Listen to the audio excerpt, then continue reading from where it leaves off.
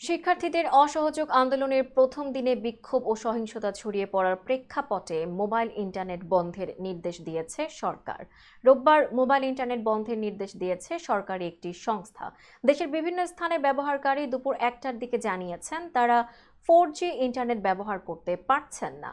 Mobile operator কোম্পানিগুলো জানিয়েছে দুপুর ১টা থেকে মোবাইল নেটওয়ার্ক ডাউন করতে নির্দেশ দেওয়া হয়েছে, অর্থাৎ 4G সেবা বন্ধের নির্দেশনা তাদের কাছে এসেছে।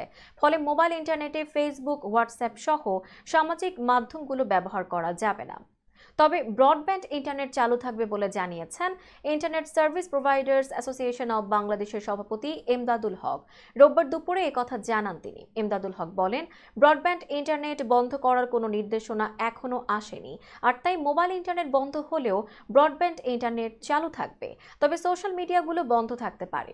আমাদের দিক থেকে বলতে পারি, ব্রডব্যান্ড ইন্টারনেট বন্ধ হবে না। এদিকে রোববার দুপুর ১টা থেকে মোবাইল অপারেটর কোম্পানিগুলো 4G নেটওয়ার্ক বন্ধ করে দিয়েছে। একই সঙ্গে ব্রডব্যান্ড ইন্টারনেটের আইআইজি অপারেটররা ফেসবুক, হোয়াটসঅ্যাপ এবং ইনস্টাগ্রামের ক্যাশ সার্ভারগুলো ডাউন করে দিয়েছে বলে জানা গেছে।